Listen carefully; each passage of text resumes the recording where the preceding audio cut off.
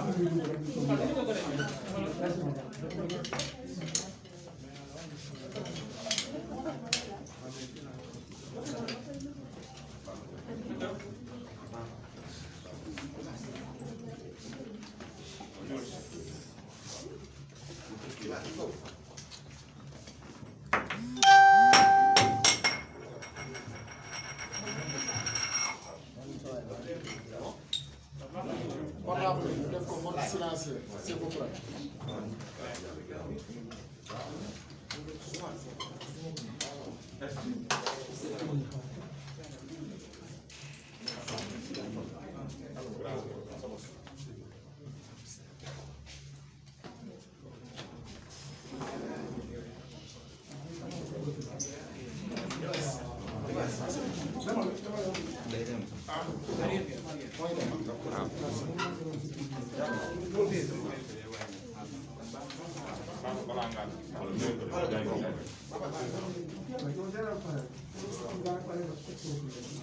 C'est bon?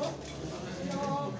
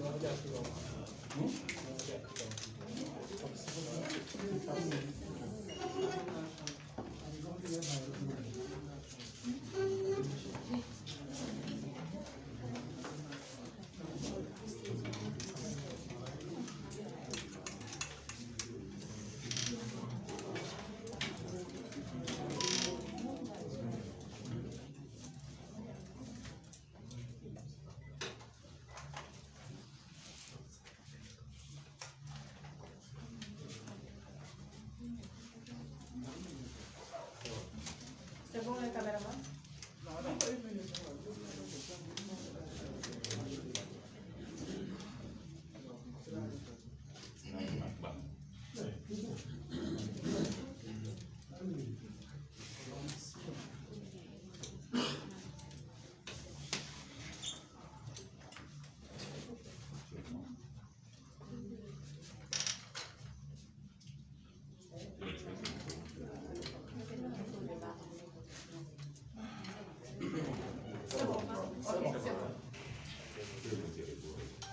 portable yi mode silencieux wala mode avion s'il vous plaît.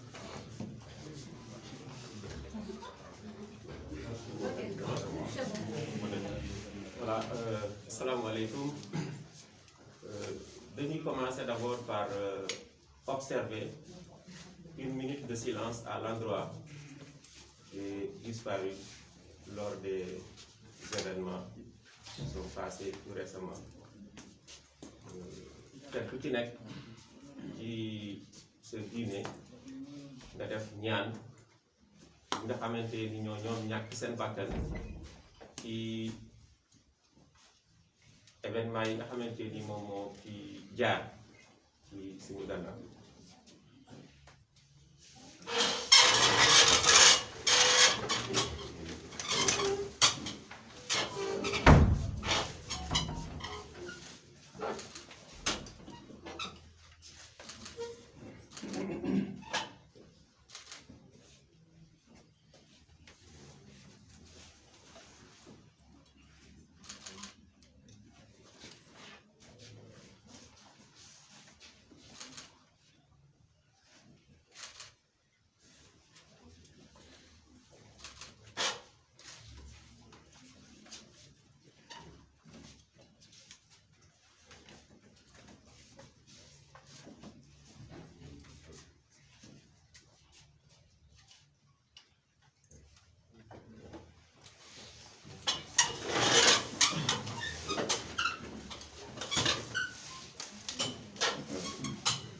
Merci beaucoup.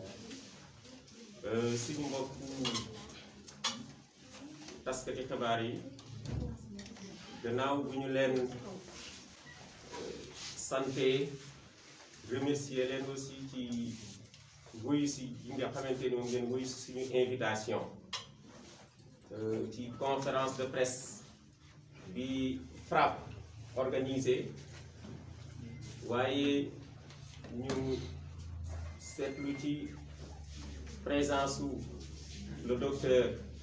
secrétaire général de FDS les Guelwaar docteur Babacar Diop waaye aussi ci teewaayu les membres du front multilutte Doyna LCIS aussi ñuy def conférence de presse ci contexte boo xamante ni muy contexte bu particulier bu ne xam na ne suñu camarade bi Mari Sagna def na weer ak ay fan ci kaso gi gannaaw bu mu génnee mu bëgg a jàkkaarloo ak taskatu xabaar yi wax ak askanu Sénégal waaye aussi wax ak adduna dañu koy jox kàddu gi mu tënk ko ci wolof bu paree mu tënk ko ci français.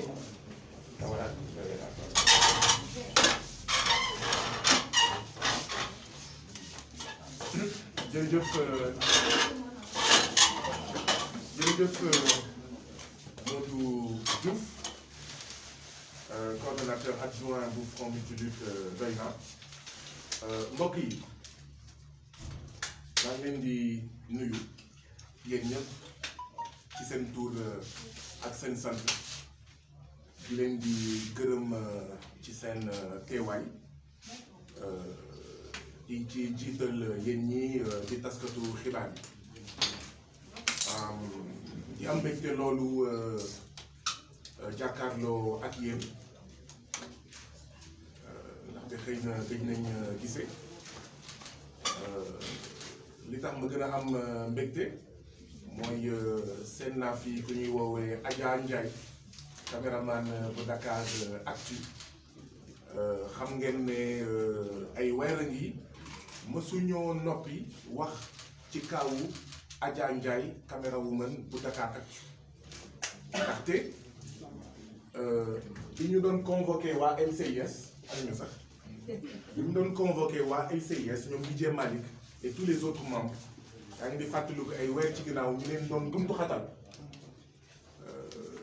loolu rek da doon wan ne affaire baa ngi doon raam buntu xatal bi oppression bi répression bi jaay doole bi xoxatal bi tentative d'intimidation bi bu ñu doon raam jamono ji nga xam ne ñu ngi doon xoxatal waa LCIS ñuy organisation ak ay membres yoo xam ne foog ñu jaajëfal leen ndax seen taxawaay bu am solo jamono yooyu ñu doon xeex ci wàllu guerre bi ñu paree en fait dem wane suñu ànd ak waa LCIS ci la ñu dóoroon Adja Ndiaye ay takk der ay policiers dóor ko brutaliser ko ba mu gaañu et mu defoon ay fan ci hôpital à l'époque ñu ñaawlu woon naxarlu woon bu baax a baax li ñu defoon waa LCIS waaye tamit li ñu defoon Adja Ndiaye caméra woman bu Dakaractu lu tax ñu ñaawlu woon ko c'est que dañoo jàpp ne du dëgg du yoon waruñu buntu xatal doomu aadama rawatina ñi nga xam ne dañuy def seen liggéey muy taskatu xibaar yi waaye itam nañ ko doon ñaawlu parce que FRAPP bokk na ci li ñu koy ràññee loolu li koy mandargal depuis ñetti at muy xeex pour la justice et contre les violences policières donc ci cadre boobu lañ doon xeex ci dossier Pape Sarr bi dee suite à ces blessures yi amoon commissariat bu Thiaroye xeex kawu Abdoulaye Timéra autopolice mbëkk ko sur les allées du Centenaire depuis lors déni de justice amul décision dara amu ci xeex itam kawu Elimane Touré bi nga xam ne dafa dee ci commissariat bu Port xeex itam kawu Seck Ndiaye mi nga xam ne benn commerçant la ay policiers fekk ko en fait ci néegam dóor ko ba mu dee ak yeneen cas loolu tamit moo taxoon ñu ñaawlu woon li ñu def Adja Ndiaye parce que dañoo waxoon ne bu ñu seetaanee li dal Adja Ndiaye bu ñu seetaanee li dal Seck Ndiaye Pape Sarr Abdoulaye Timéra ak ñoom seen Fallou Sène ak ñoom seen et cetera ñun ñëpp mën nañu dal donc am mbégte donc loolu jàkkaarloo ak yéen journalistes yi parce que du xibaar yi am mbégte gis ne Adja Ndiaye bu Dakaractu reprendre na liggéeyam ndaxte sonnoon na bu baax a baax bienvenue à Adja Ndiaye caméra woman de Dakaractu donc am mbégte loolu mu nekk fii et donc loolu day wane rek ne bu ñuy xeex les violences policières dañ ko war a xeex ndaxte nous sommes tous en sursis ndaxte bu ñu ko doon xeex xëy na du journaliste la ñu violenté woon waaye tamit bu ñuy xeex nooteel dañ ko war a xeex ndax principe ndaxte li dal Adja Ndiaye moo dal ñeneen ak ñeneen ba tey mbokk yi maa ngi nuyu askanu Sénégal yépp moo xam ñi nekk ci Sénégal ñi nekk ci Afrique ñi nekk ci àddina si maa ngi nuyu mbooleem démocrate ak progressiste ñi nga xam ne ñu ngi am taxawaay bu am solo ay semaine ngi ay weer ngi te xëy na ginnaawu yàlla bu du woon ñoom ñëpp man Guy Marius Sagna Assane Diouf Clédor Sène lu ñu kon génn démb ci en fait gërëm boobu mënuñu ci ñàkk gërëm ñi nga xam ne ñoom ñooy waa M2D waa M2D ñi nga xam ne ñoom ñoo am mobilisation bu am solo boo xam ne bu dul woon ñoom kon tey jii nii lu ñu mun jàkkaarloo ak yéen gërëm bu baax a baax kilifa diine yi kilifa aada yi di leen di beral ngërëm bu am solo ndaxte gis nañ seen taxawaay jël nañ ay engagement ñun itam waa M2D lépp ñu teg ko ci suuf ndax am kóolute ci suñu ay kilifa diine dox tànku jàmm boobu moo commencé indi ay résultats ba ci démb Assane Diouf Clédor Sène ak man ñu mën a en fait nekk libre ñu mën a jàkkaarloo ak yéen ñu mën a nekk ak yéen waaye itam di gërëm bu baax a baax itam ñi nga xam ne ñoom ñooy suñu ay avocat ndaxte avocat yi liggéey nañu liggéey bu am solo ci avocat yi maître Moussa Sarr ci la bokk maître Khoureyssi Thiam ci la bokk maître Ciré Clédor Ly ci la bokk maître Youssouf Camara ci la bokk maître Tall ak maître Sow ci lañ bokk donc ñoom ñëpp ñu leen di gërëm ñu leen di sant ci taxawaay bi nga xam ne moo indi kon tey jii nii ñu jàkkaarloo ak yéen waaye bu dee génn nañ kaso démb mel na ni génn ñu kaso fekk ñeneen ñi nga xam ne ñoom la ñu jàpp te ba tey jii nii ñu nekk kaso génn ñu fa loolu moo gën a tax tey ñu ne mënuñu génn kaso ba pare toog noppi fekk ne am na ñeneen ñoo xam ne ñu ngi ba léegi ci kaso yi di profito di wax ne Sénégal war nañ bàyyi mu mel nii dafa am ñaari citoyen bi bu tuddee Guy Marius Sagna wala Babacar Diop buñ ko jàppee kaso ñu tel ko bàyyi mu génn bu génn amee mu am yeneen citoyen yoo xam ne buñ leen jàppee kaso ñoom ñooy mujjee génn dëgg la maa ngi fii tey waaye mënuñu am mbégte fekk ne ñi nga xam ne ñoom la ñu jàpp les 8 et 9 février bii passé donc ñoom la ñu njëkk jàpp Guy Marius Sagna ñoom la ñu njëkk jàpp Assane Diouf ñoom la ñu njëkk jàpp Clédor Sène lan moo tax luy ndeyu ñun ñu war a njëkk génn loolu duñ ko rafetlu c'est pas parce que dañoo génn kaso et que sénégalais yépp dañuy naan kaso métti na boo génnee kaso santal yàlla na nga am mbégte na nga tëgg tama déedéet duñu tëgg tama génn bi ñuy génnee nii du dëgg du yoon parce que day génnee boo xam ne day firndeel day dëgëral li nga xam ne bokk na ci li ñuy xeex li ñuy xeex mooy sénégalais yépp ñu yemale leen man Guy Marius Sagna gënuma ñi nga xam ne ñoom la ñu jàpp depuis les 8 et 9 février Assane Diouf gënul ñi nga xam ne ñoom la ñu jàpp les 8 et 9 février Clédor Sène noonu lan moo tax ñun ñu war ñu njëkk génne moo tax nag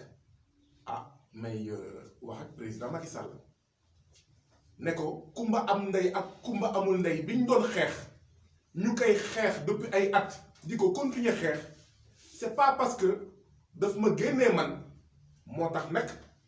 d'accord ñuy toog noppi ci kumba am ndey ak kumba amul ndey boobu du ñu nangu ñi nga xam ne ñoom la ñu jàpp les 8 et 9 février mu mel ni Guy Marius Sagna am ndey ak Modou Fatou Doudou ñi nga xam ne amuñu xëy na tur comme man ñu bàyyi leen ca kaso ñu njëkk ma génne loolu dëgg du yoon ñu ngi koy ñaawlu rafetlu wuñu loolu bu mu doon nekk ñu ne ma Guy Sagna génnee nañ la am nga liberté provisoire ma ne maa lànk du ma génn démb ci kaso ba waaye xam ngeen ne policiers yi ñoom ñu ëpp doole niñ ma jàppee ba dugal ma néew si doole noonu la nga xam ne les agents pénitentiaires ñu ngi d'accord ci kaso yi bu ñu la waxee nga génn mënoo ci dara da ngay génn si jàmm ak salaam wala nga génn ñu jaay la doole donc mënuma toog foofu waaye bu mënoon nekk tey jii nii du ma njëkk génn ñi nga xam ne ñoom la ñu jàpp les 8 et 9 février nañu bàyyi kumba am ndey ak kumba amul ndey bi nañu bàyyi li nga xam ne moom mooy donc kumba am ndey ak kumba amul ndey bi nga xam ne moom laa doon wax nii et donc nañu génne mbooleem ñi nga xam ne ñoo nekk fii Dakar ñoo nekk Ziguinchor mbooleem ñi nga xam ne ñoom la ñu jàpp nañ leen génne ndaxte li tax ñu jàpp ma moo tax ñu jàpp leen ñoom nañ leen génne suñuy maam ak suñuy maamaat dañoo amoon benn projet boobu ñu koy woowee Sénégal benn bopp la mais projet boobu ce projet a été dévoyé projet boobu dañoo dem ba ci digg yoon bi projet boobu ñu war suñuy maam ñu war suñuy maamaat Sénégal benn bopp la kenn du ko xar ñaar un peuple un but une foi li am et à des années-lumière de li nga xam ne moo nekkoon projet boobu li am mooy 2 peuples 2 buts 2 foi li am mooy 2 Sénégal li am mooy 2 citoyens et loolu foog ñu xeex ko il n'y a pas un peuple un but une foi il y a 2 peuples 2 buts 2 foi peuple bi nga xam ne ñoom ñoo nekk ci kaw di ñu noot waaw seen dossier muy fast track ak beneen peuple boo xam ne lu ñu laajte ñu leen di tànkamlu lu ñu laajte ñu leen di tànkamlu tekki wuñu dara ci kanamu premier peuple bi donc nañu génnee dans les meilleurs délais ñi nga xam ne ñoom ñooy prisonniers politiques yi.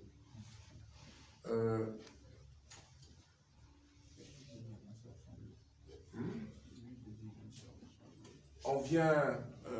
ñu ngi may xamal ne juróom-ñett ñi nga xam ne ñoom lañ jàppoon Ziguinchor libéré nañ leen jamono ji ñuy wax kon ñu ngi rafetlu jéego yooyu waaye rafetlu ko sax dafa xaw a doy waar ndaxte ñooñu waruñu leen woon jàpp waaye comme dañoo ne apaisement dañoo ne décrispation ñu ngi rafetlu juróom-ñett ñi nga xam ne détenus politiques ñi nga xam ne ñoo nekkoon Ziguinchor di am yaakaar ne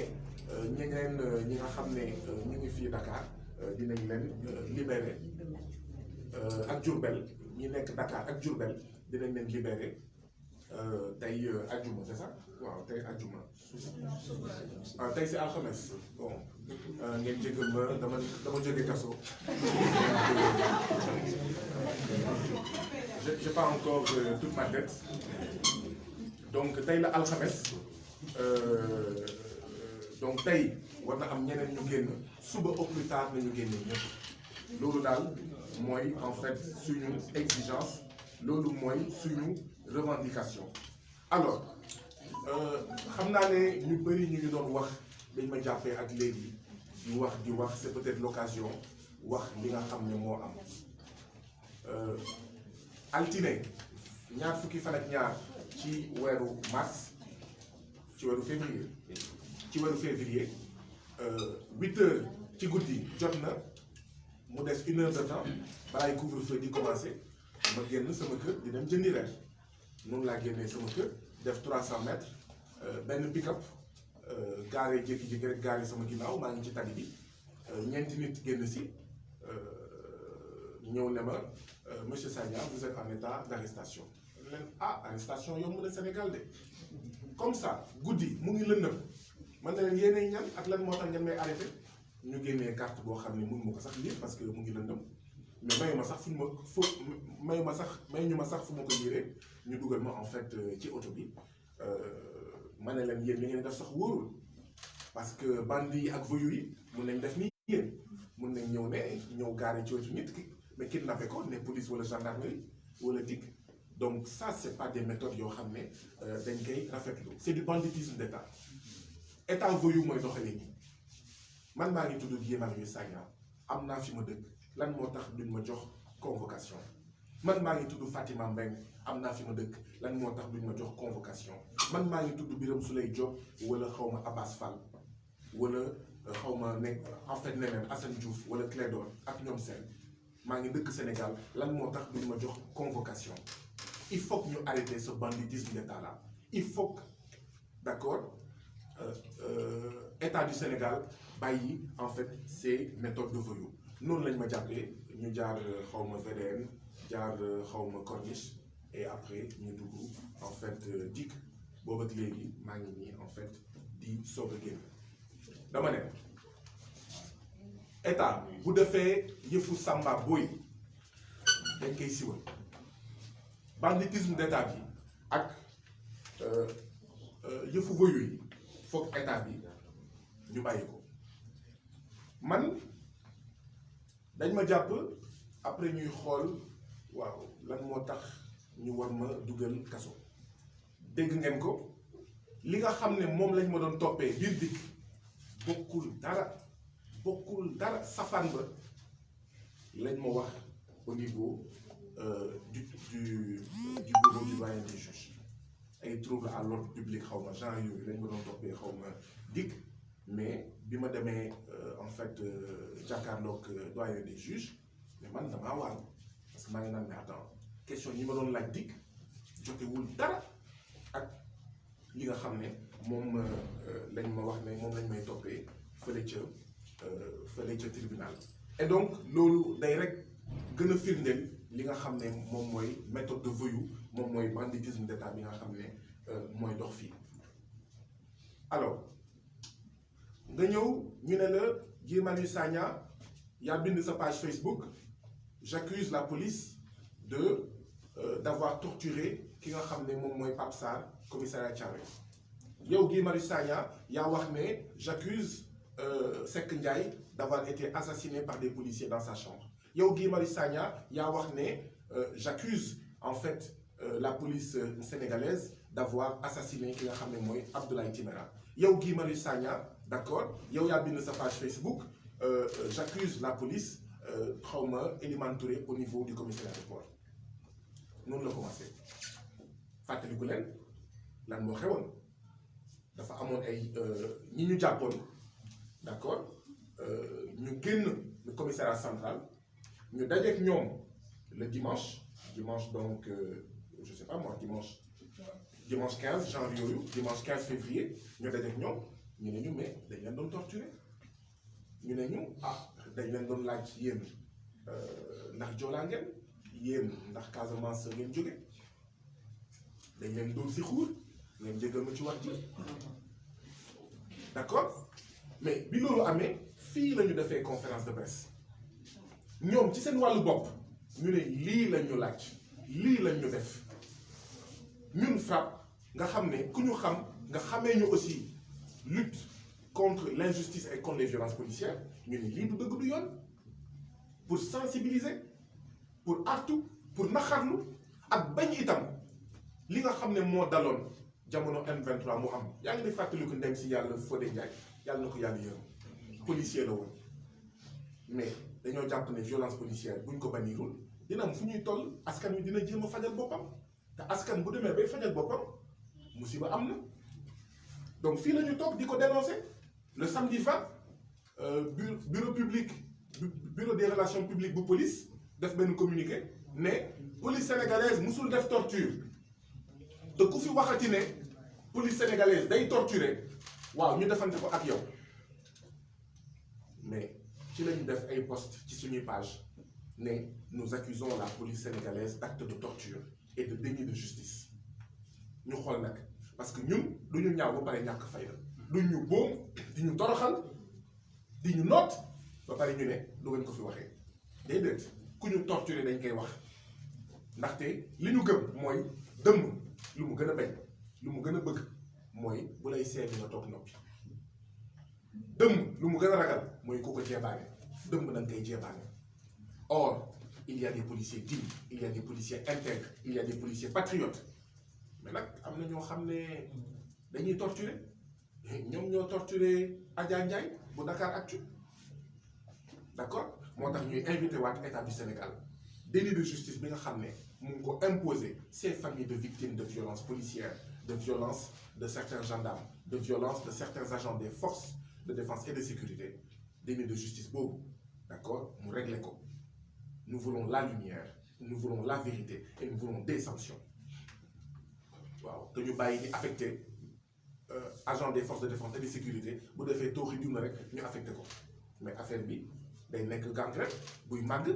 boo ko defee Dakar ñu bëgg xaw ma mekki Toubatoul xanaa waa Toubatoul bëgguñu lu baax bu defee musiba Toubatoul ñu affecté ko Thiès xanaa waa Thiès bëgguñu lu baax xanaa waa Ziguinchor bëgguñu lu baax il faut traiter le mal par la racine donc ñu lay laaj maanaam genre question yooyu waaye tamit ñu ne Guy Marius Sagna yaa bind sa page Facebook que ce sera Pathé Badiane pour le président Macky Sall et ses maîtres impérialistes ma ne ko maa ko wax man maa bind ne tous les jours ça doit être Pathé Badiane pour le président Macky Sall support de l'impérialisme et ses maîtres impérialistes. lan mooy Pathé Badiane mais xare la woon boo xam ne suñu maam ku jara fàttaliku ku jara roy Maba Jaxu Ba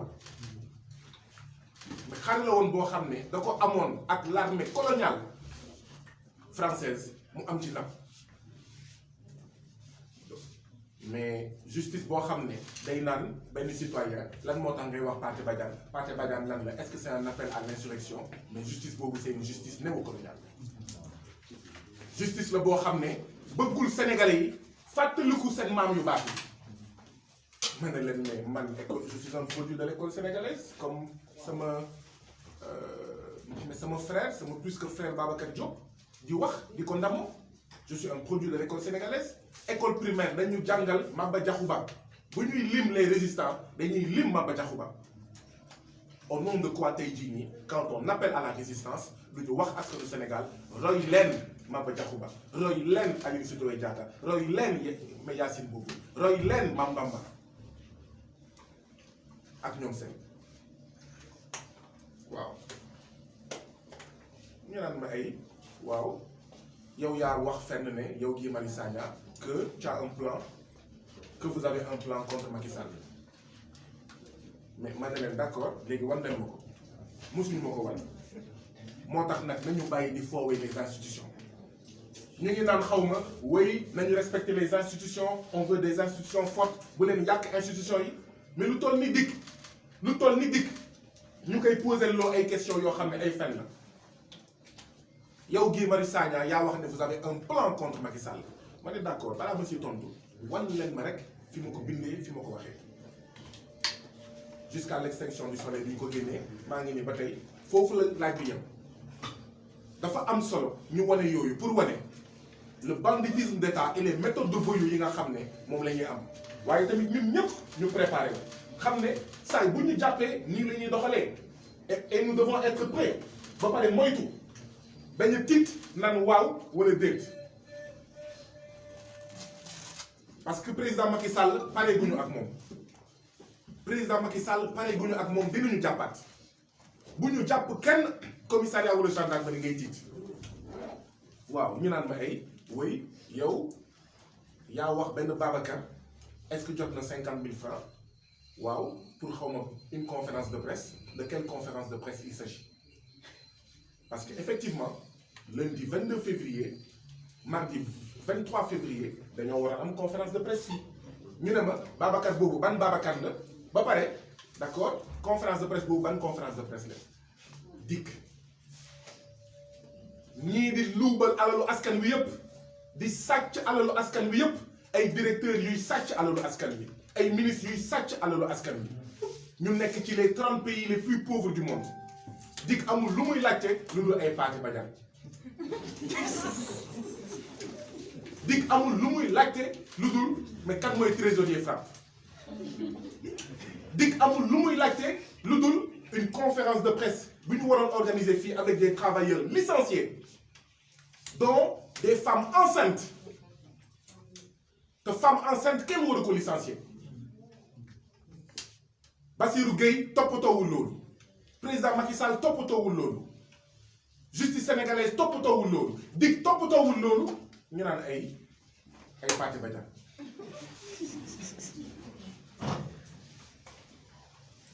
waaye tamit ñu ne ma waaw est-ce que jot nga xaw ma audio Clédor man ne leen ban audio Clédor c'est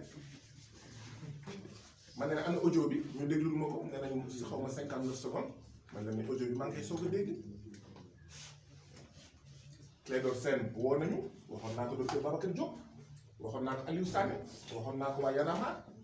ne leen dañuy lancer seen plateforme xaw ma naka le peuple waaw le peuple et que bu fekkee ça vous intéresse ñëw leen ngeen bokk ci plateforme bi ngeen fekkee conférence de presse bi j'ai informé docteur Babacar Diop waa FDS j'ai informé waa Y'en a marre Aliou Sané ma informé waa FRAPP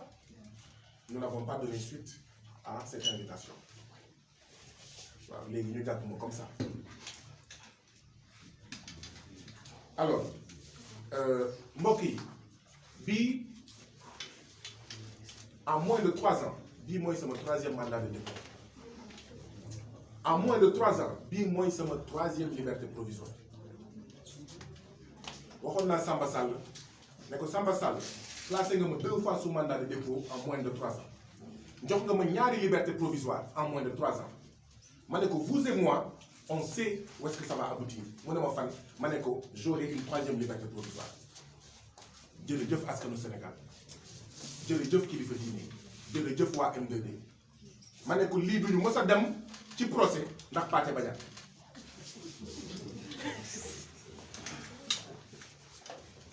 mais je parle de ça pas pour bàkkoo ko parce que il n'y a aucune fierté à avoir été placé 3 fois en moins de 3 ans sous mandat de dépôt. Il n'y a aucune fierté à avoir bénéficié en moins de 3 ans de 3 libertés provisoires. Nous avons honte.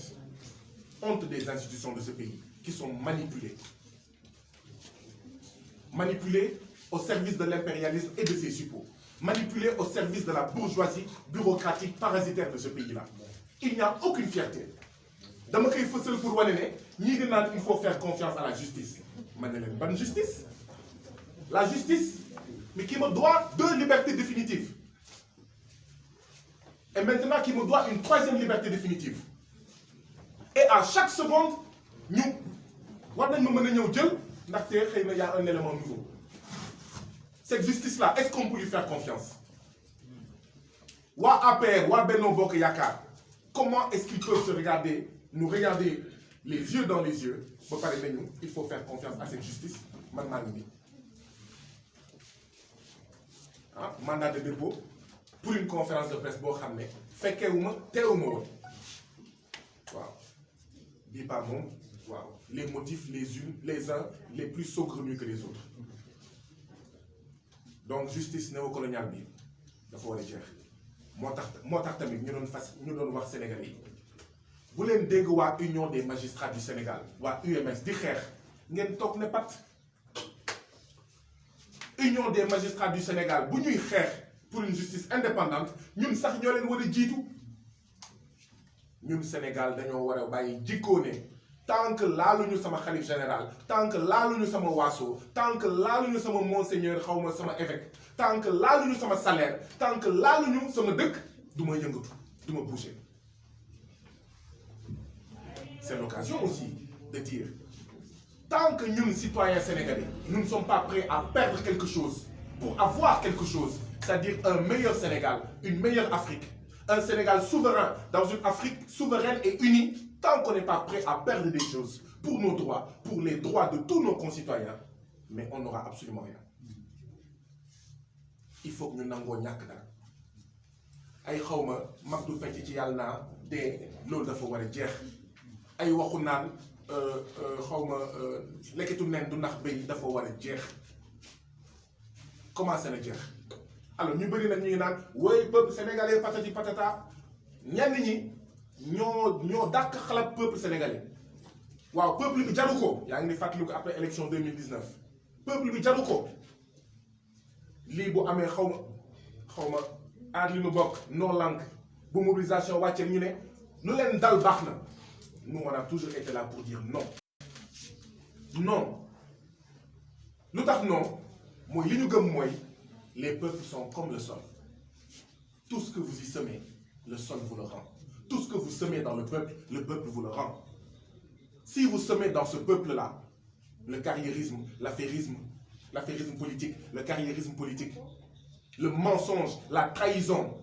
élevé en vertu,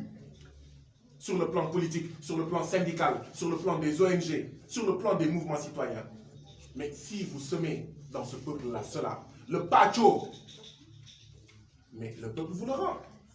C'est normal. Le peuple ne peut pas avoir confiance en vous dans ces conditions-là. Quel peuple accepterait de prendre une grenade lacrymogène, d'aller en prison pour une classe politique, et par classe politique, j'entends y compris les mouvements citoyens, y compris les syndicats, pour une classe politique vendue, pour une classe politique adepte du haut toit que je m'y mette. Quel peuple est prêt à prendre une grenade lacrymogène pour des gens adeptes, d'accord, du partage du gâteau Sénégal? Mais quand ce peuple-là, il voit des Babacar Diop, des Modou Diouf, des Fatima Mbeng, des Nini, des Fatoumata Diallo, des Didier Malik de LCIS, des citoyens et des patriotes, mais ce peuple-là le rend à ses patriotes. C'est important de le dire comme tel. Moi, si je suis en danger, ou si je suis, si je suis en danger, ou si je constitue un danger pour le peuple sénégalais, je n'exclus pas que l'État m'écoute, me mette sur écoute, me suive et me filme. Mais si nous menaçons les intérêts impérialistes, faire cela est inacceptable. Ce que je veux dire par là, c'est que nous, nous sommes loo xam ne day gaañ askanu Sénégal maanaam bañuñu état di mobiliser ay jumtuwaay pour déglu suñu ay téléphone pour lire suñu ay téléphone mais na ko jaarale yoon benn ñaar na ko def pour njëriñu askanu Sénégal na ko def pour njëriñu askanu Sénégal mais bu fekkee dama dem dikk ñu ne ma yaa envoyé et c'était un message WhatsApp yaa envoyé diw est-ce que jot na 50 000 est-ce que ñu ngi waajal conférence de presse suba ça veut dire que ñu ngi lire samay message procureur de la République amul lu muy def lu dul lire des messages privés nous avons un procureur voyeur alors que askan baa ngi ci jafe-jafe mais lire les messages des gens les mettre sur écoute dafa war a am yoon dafa war a am dafa war a jaar yoon dafa war a am réquisition mais lii li ñuy def nii du dëgg du yoon du dëgg du yoon moom la ñuy def ñun ñëpp moo tax ça fait ay weer ay at ñu ngi naan président Macky Sall bàyyil di mettre sur écoute les citoyens sénégalais mais plutôt écouter le peuple sénégalais arrêtez de le mettre sur écoute et écoutez le peuple sénégalais pour génne Sénégal ci ndóol génne ko ci jafe-jafe ce n'est pas en mettant les citoyens sénégalais sur écoute, mais c'est en écoutant les profondes aspirations du peuple sénégalais. Il faut arrêter de mettre sur écoute les citoyens sénégalais et les écouter.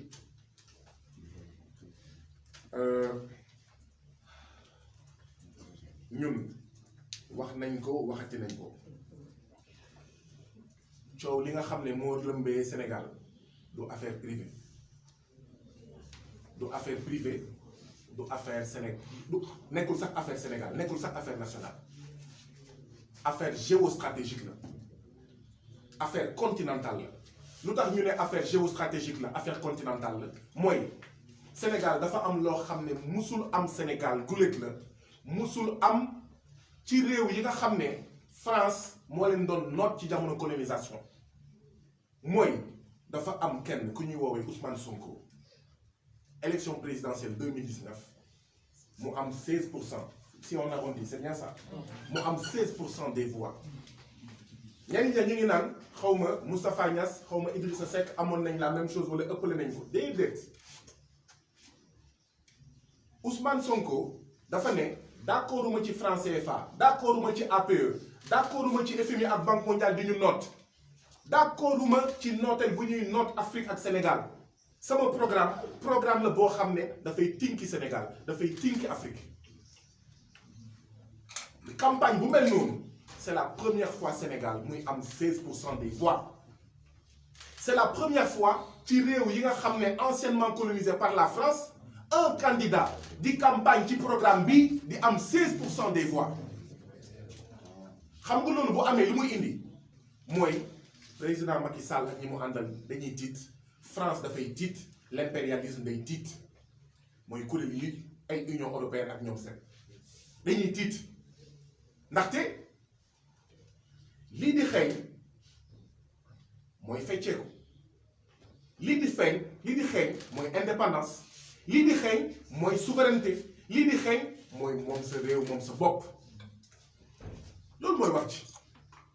loolu moo tax nag ñi fi nekk ànd ak ñi nga xam ne ñoo leen yilif ci àddina bi muy France Union européenne ak ñoom seen mais du ñu toog seetaan Sénégal moom boppam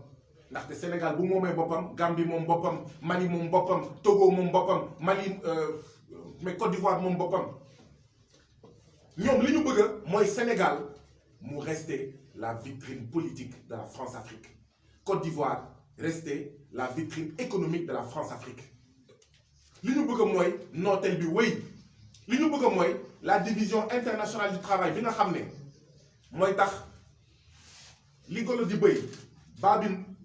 baabun di dundee ñun golo africain yi lépp lu ñu am ñoom baabun mais CAC 40 baabun FMI baabun Banque mondiale baabun Union européenne ñu jëriñoo ko ñun ñu des ci ndóol dégg ngeen ma bu baax nag li ma wax dama ne Baboun 440 waxuma Baboun askanu français Baboun 440 440 mooy borom doole les capitalistes français yi nga xam ne sax dañuy noot askanu France yi ñu noot musu leen ñu dégg ñu xalaat askanu France musu leen ñu dégg ñu xalaat askanu États-Unis musu leen ñu dégg ñu xalaat askanu Espagne wala Canada. Par contre nous sommes anti-impérialistes et nous l'assumons moo tax ñu waxoon et on continue à le dire pour la souveraineté monétaire France dégage moo taxoon ñu waxoon Auchan dégage pour ne ñun commerçants sénégalais yi commerçants africains yi moo ñu gënal les grandes enseignes françaises les grandes enseignes américaines les grandes enseignes allemandes ndaxte doomi réew mooy tabax réew ce n'est pas de la xénophobie bu amee ay xénophobe nañ ko seete si ñoom xawma Marine Le Pen ak ay ñoom seen doom ak ñoom seen waaw mais nous sommes des anti-impérialistes nous sommes des panafricains nous sommes des révolutionnaires anti-impérialistes panafricains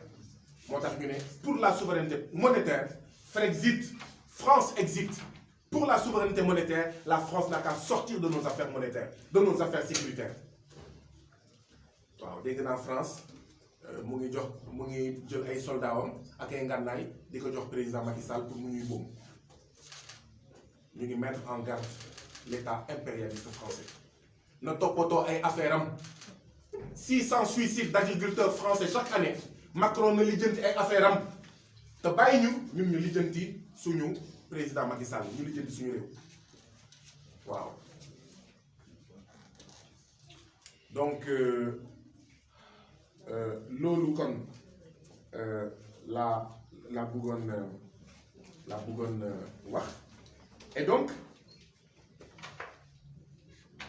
loolu mooy problème géostratégique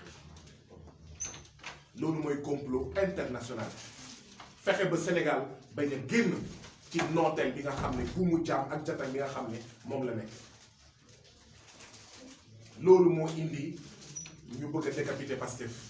loolu moo indi ñu bëgg a décapiter le FRAPP loolu moo indi bu ñu toogee seetaan ils vont décapiter FDS ils vont décapiter le Front Multitude doy na bu ñu moytuwulee ils vont décapiter Y'en a marre fii laa toogoon réunion ñaar wala ñetti semaine avant ñu may jàpp moo wax ñoom Babacar Diop wax ñoom Aliou Sané ne leen ils vont venir nous chercher chez nous maa ngi fàttaliku ko ndeysaan Aliou Sané coordonnateur Y'en a marre mu woo ma guddi na ma yow kii bari Sagna dañu bëgg a tiital wala lan foo teg li ngay wax ma ne ko suñu kër lañ ñuy fekk si benn par benn waaw moo tax ñu commencé ko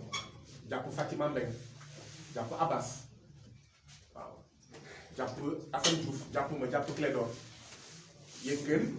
jamono jële passé ñu ngi doon topp Aliou Sané bu Y'en a marre bu ñu toogoon seetaan ñu jàpp ko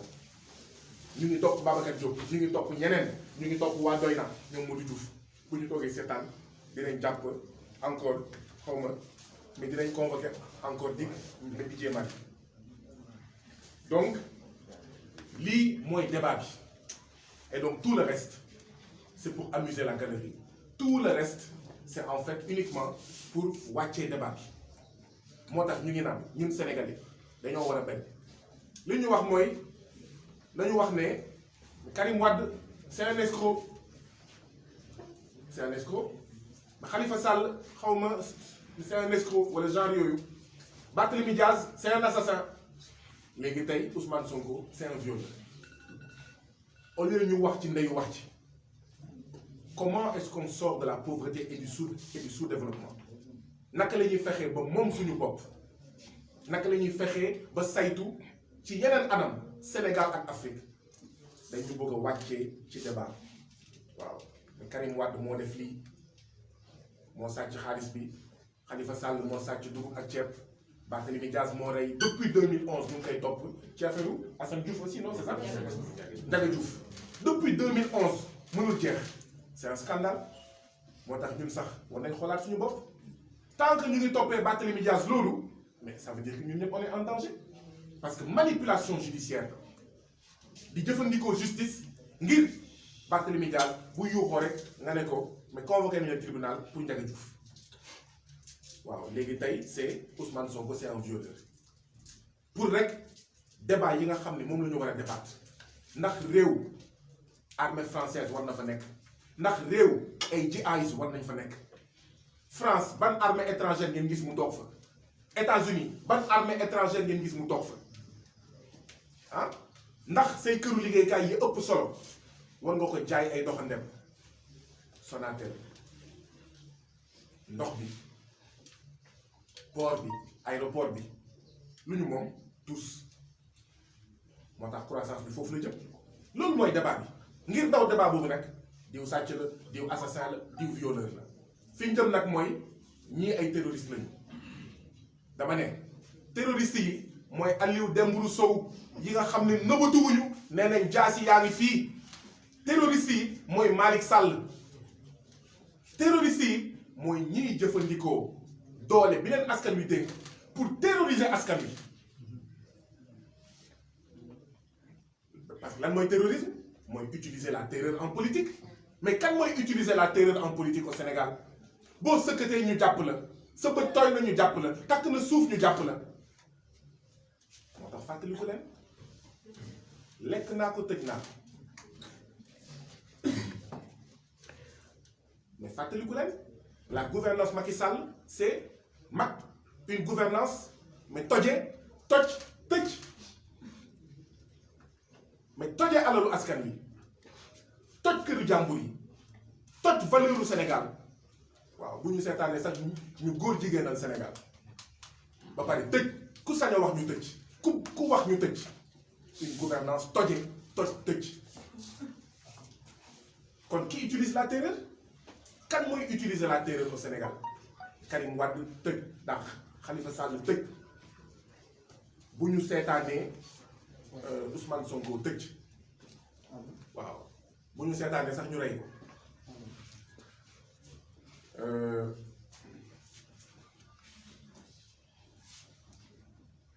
alors déggoon ngeen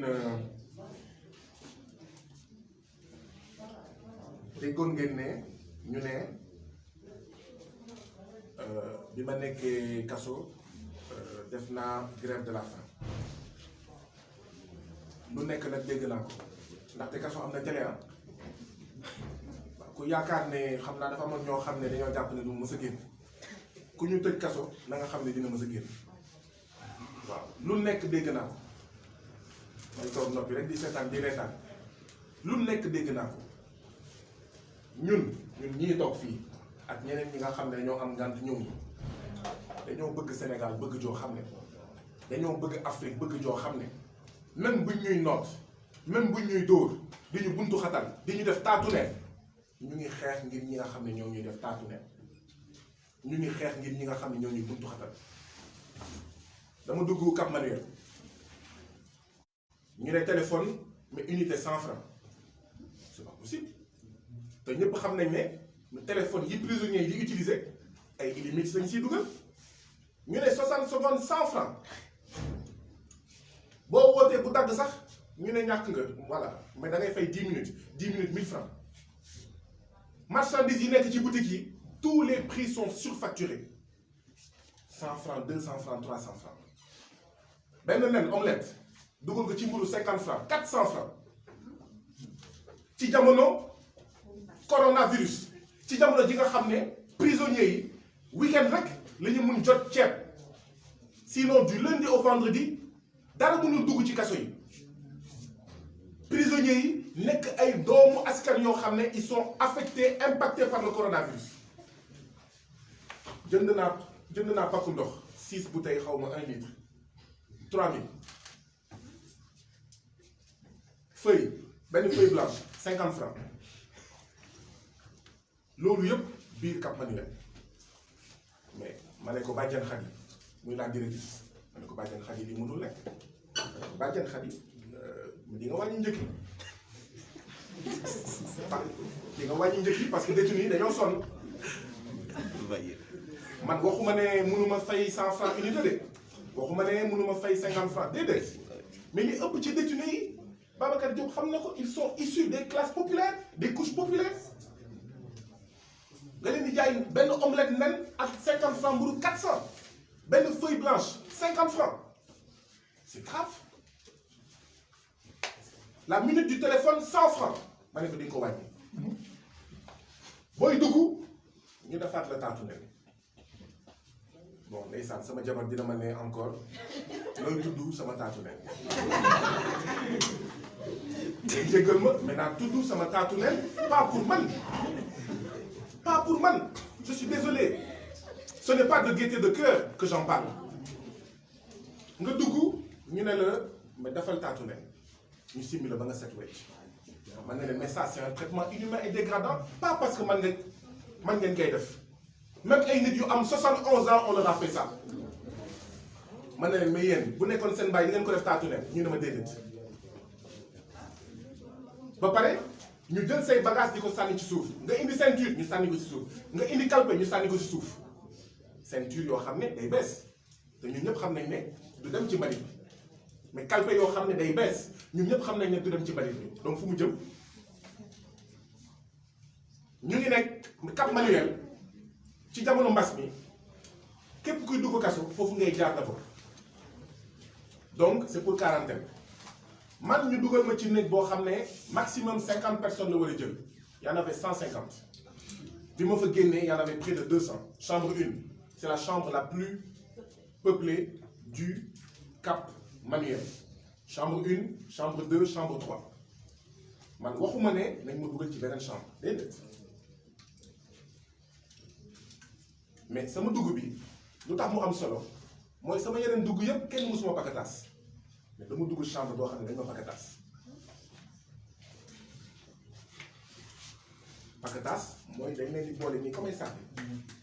nii ngay tëddee toute la nuit nii ngay tëddee toute la nuit nii ngay def maanaam yow mënoo tëdd nii mënoo tëdd sur le dos mënoo tëdd sur le ventre de profil ngay tëdd waaye ci sës ak yow mu am ay borom doole yoo xam ne ñooy def nii jël seen tànk di pousse pour que bu mu am espace parce que bu ñu ko defulee kenn du tëdd donc dañ ma ñu ma mandat de dépôt mais vendredi ba lundi paquetage mais lundi soir mënuñu woon paquetage xaw ma tax dégg ngeen wax ji de dañ doon paquetage pour ñu xet mais lundi soir c'était impossible de faire du paquetage on était 150 lan moo amoon sur les 150 ñu ne 40 yi paquetage ñeneen ñi toog waaw toog avancé da ngay toog ni accroupi keneen sës ci sa awra toog def en file ndaxte kenn mënutul def ni accroupi en rang comme ça ma ne ko mais Badiane Khady la directrice en fait de la prison yow nekkuloo directrice maison d'arrêt et de correction mais directrice maison des esclaves la ma ne ko même ci gaalu négrier yi mais nit yi dañ doon tëdd nii sax ma ne ko loolu di nga ko soppi benn di nga wàññi njëgu téléphone bi ñaar di nga wàññi njëgu boutique bi 3 di ngeen bàyyi chambre 1 chambre 2 xool leen ni ngeen koy lijjantee 4 mooy dugg bi bàyyi leen di sànni bagage nit di ko sàcc sax lay wax alors li am mooy mardi matin xam naa mooy bi ngeen yëgee nouvelle bi nous étions 3 à entamer la grève de la faim mais grève de la faim bi bii la woon de dégg naa si lu nekk nag Guy Sagna dafa bëgg ñu traité ko en prisonnier particulier déet lii rek la woon Badiane Khady bañ ñu jël ma ne ma la loi sera appliquée dans toute sa rigueur ñu dugal ma ci cellule boo xam ne 1 mètre de large 3 mètres de long 3 mètres de hauteur amul lampe amul dara d'accord da ngay dugg rek chaise bi mooy chaise anglaise enfin pas chaise anglaise mais non pas la chaise truc mais l'autre chaise bon l'autre chaise d'accord mais vous comprenez li ma bëgg a wax ñu dugg ñu ne ma simmeeku mu des sama benn short ñu ne ma yoroo caleçon ci biir ma ne leen non ñu ne ma ñu simmi ma tàntu ne ils m'ont mis dans une chambre infecte bu saleté dand tilim noonu laa duggee ci biir chambre def fa 57 heures mais lii la woon de du woon leneen c'était ces revendications là maintenant si yokk leneen boutique bi prix yi ñu doon jaay ci boutique yi les gardes pénitentiaires prix yooyu lañ doon jëndee même les gardes pénitentiaires ses collègues étaient opprimés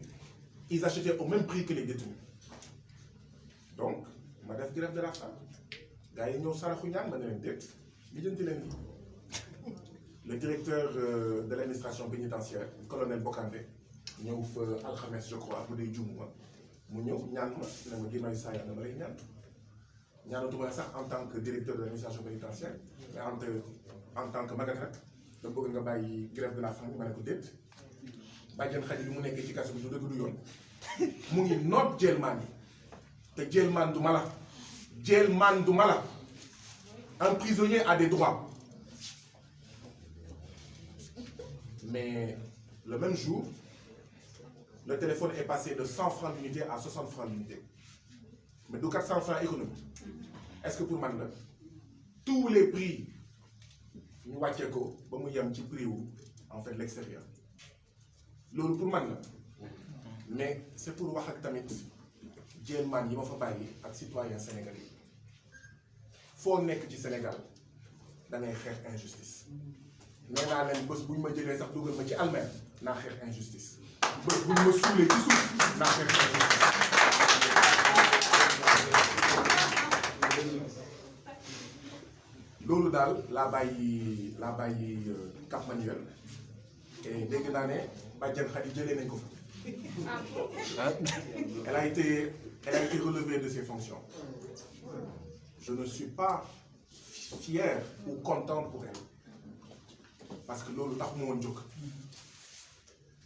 mais kontaan naa pour détenus yi ma fa bàyyi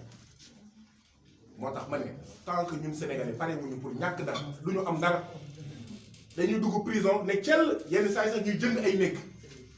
waaw ngay woo sa mbokk kan moo xam directeur bi pour ñu dugal ko chambre bii wala chambre bee fekk la majorité des détenus ñu ngi torox nga toog noppi di seetaan waaw yow ñu lay indil ceeb gars yi di jënd ci boutique bi ba pare ñu naan lépp lu am ci boutique bi doo ko dugal pâte dentifrice lépp lu am ci boutique bi xaalis boutique bi fu mu jëm ci poche directeur bi donc moo tax tamit je profite de l'occasion pour gërëm ak sant ki nga xam ne moom mooy colonel Bokandé ndaxte bu dul woon moom lii du am il a fallu faire une grève de la faim de 57 heures pour que les droits des détenus soient respectés suñu militantisme carcéral ci la bokk mbokk yi bu ñu demee kaso ni ko Babacar Diop doon defee Rebeuss ni ko ñeneen doon il faut qu'on soit des militants carcéraux militant carcéral mooy koo xam ne bu ñu la dugalee kaso da ngay fàtte sa bopp ni nga doon fàttee sa bopp ba nga dugg kaso noonu ngay fàttee sa bopp pour intérêt général ñi nekk ca kaso ba maa ngi gërëm di sant colonel Bokandé di wax ne président Macky Sall war na dem école colonel Bokandé ndaxte jàpp naa ne ay ministre am ak i directeur am yii di luubal alalu Sénégal bu ñu doon affecté wala relevé képp ku sàcc mais on aurait fait des bons importants waaye président Macky Sall ku sàcc mu defal la promotion ku luubal mu defal la en fait promotion ku toje mu defal la promotion boo dénoncé mu tëj la donc ngeen xam ne kon loolu moo xewoon biir Cap Manuel deuxième grève de la faim bi ne commencé wul parce que dañoo ne suñu mbokk yaa ngi xeex ci biti mais ñun duñu toog ne nemm ne teg ne meng biir kaso ñuy toog ni ñuy libéré ñuy toog ni ñuy xeexal ci biir kaso bi dañuy xeex et pas pour man Guy Marius Sagna pas pour Assane Diouf mais pour surtout ndaw étudiants élèves yi nga xam ne dañ leen jàppoon nañ leen libéré loolu moo taxoon ñu waxoon suñu avocats yi lundi dañuy def grève de la faim yàlla def samedi kilifa diine yi waaw ñu dajeek waa M2D ne leen ngir yàlla seen marche samedi bi bu leen ko def teg leen ci suuf ñun itam dañoo am kilifa mel ñu ni ñi nga xam ne dañ leen wax bu leen jàpp Karim ñu jàpp Karim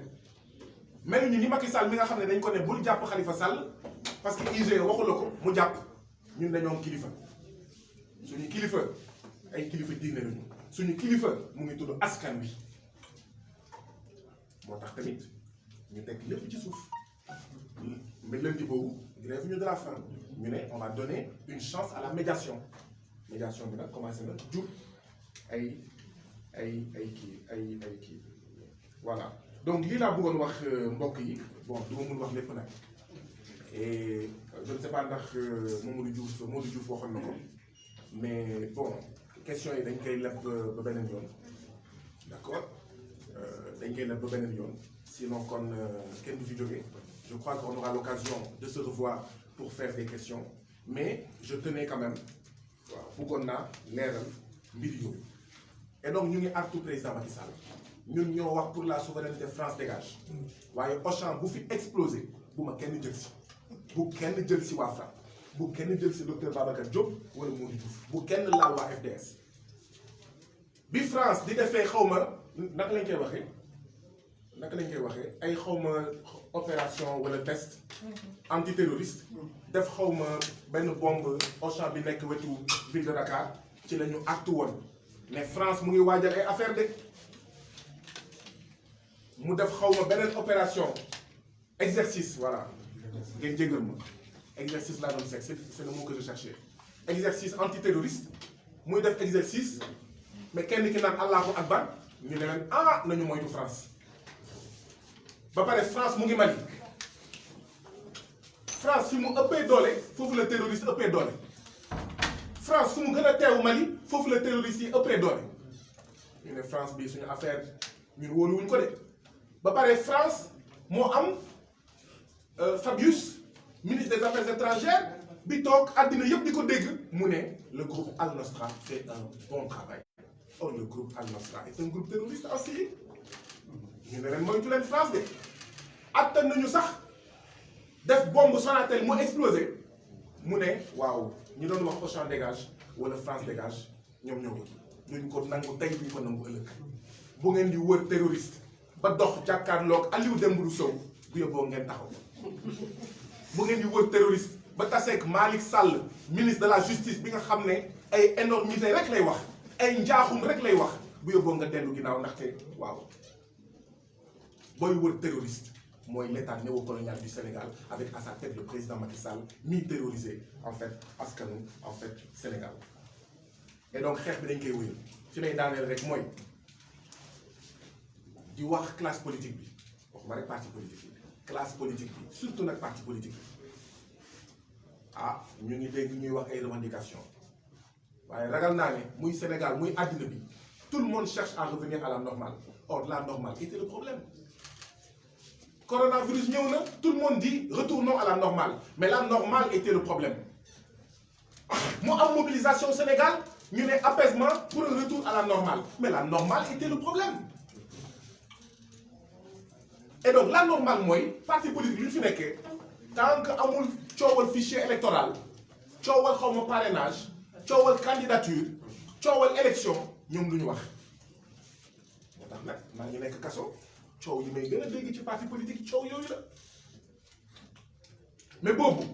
ana ñii di xeex Flexo dégage Aquatec dégage ñu aaki moo seen forage ca kaw ga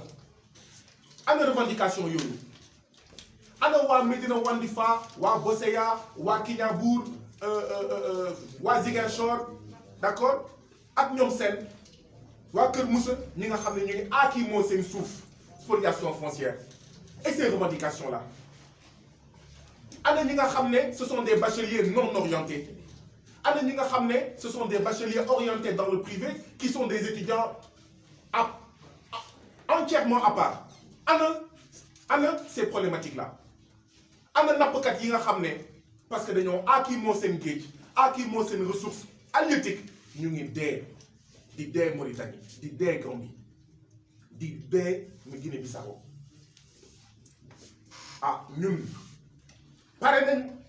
pour que les droits des hommes politiques bafoués ñu jël ko en charge pare nañ pour xeex des élections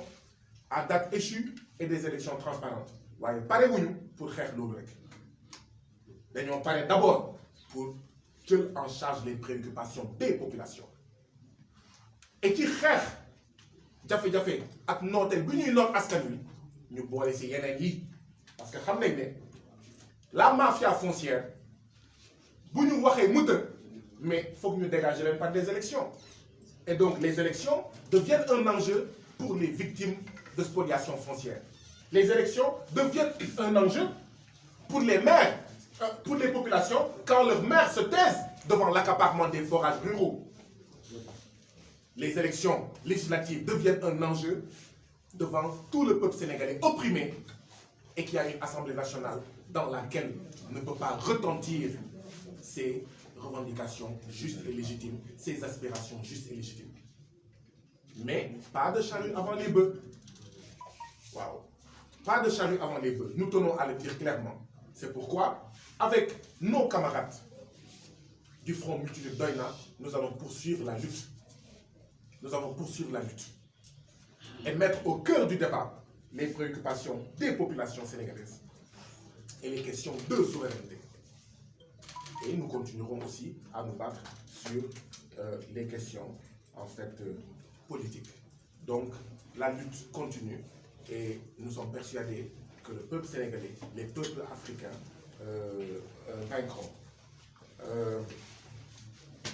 Chers concitoyens, c'est un plaisir de vous retrouver à l'occasion de cette conférence de presse. Parce que cette conférence de presse, c'est une bataille de gagner. La guerre n'est pas finie, mais c'est une bataille de gagner. Une bataille pour la libération des détenus politiques. C'est cette bataille-là qui a donné pour l'instant la libération de 8 jeunes de Ziguinchor, la libération de Clédor Sène, de Assane Diouf et de moi-même. Donc c'est un plaisir d'être ici, de vous retrouver et de pouvoir m'adresser avec vous, de présenter nos condoléances à toutes les familles de victimes des récents événements. Nous prions le Seigneur de les accueillir en son paradis céleste. Nous prions également pour que les blessés, que ce soit au niveau des civils comme au niveau des agents des forces de défense et de sécurité, nous prions pour qu'ils se rétablissent dans les meilleurs délais. Nous leur souhaitons un prompt rétablissement. Nous remercions le peuple sénégalais qui s'est mobilisé, et mobilisation qui a permis ce début de libération des détenus politiques. Nous remercions fortement les guides religieux et coutumiers qui n'ont ménagé aucun effort afin que ces libérations commencent, afin d'instaurer ce qu'il est convenu d'appeler depuis un certain temps un climat d'apaisement, une décrispation. Nous remercions nos frères et sœurs, nos camarades de M2D qui ont été à l'avant-garde de la lutte. Mais notre liberté n'aura aucun sens tant que nos autres camarades de Ziguinchor, de Diourbel et de Dakar continueront à croupir dans les geôles du président Macky Sall. Et donc nous exigeons aujourd'hui plus que jamais la libération de tous les otages politiques. Et nous en profitons pour dénoncer énergiquement, fortement, ce 2 poids 2 mesures que nous dénonçons sur d'autres questions dans le traitement fait des détenus politiques. Pourquoi est-ce que Guy Marius Sagna fait partie des premiers détenus politiques à être libérés,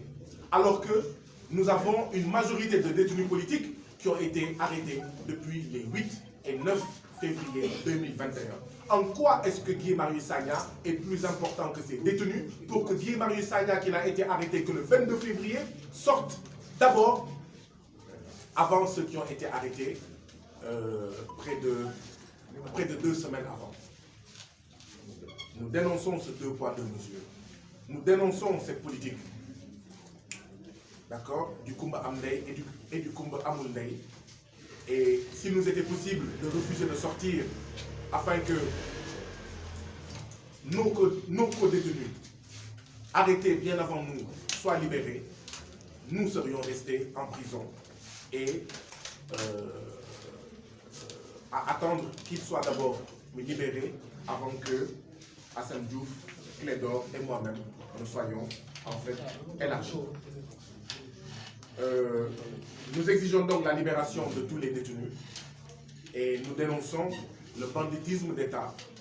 et les méthodes dignes d'un État voyou dont l'État sous administration du président Macky Sall s'est rendu coutumier. J'ai été arrêté, comme vous le savez, le 22 février dernier. Je suis sorti de ma maison pour aller acheter à manger. Et c'est 300 mètres après qu'une voiture de la DIC s'est arrêtée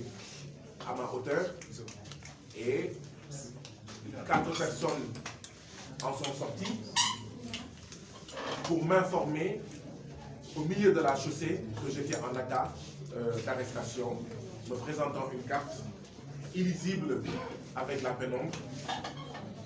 et me conduisant manu militari à la DIC. Depuis lors, j'étais entre les mains de l'État néocolonial du Sénégal. Vu que l'État du Sénégal pratique un banditisme d'État,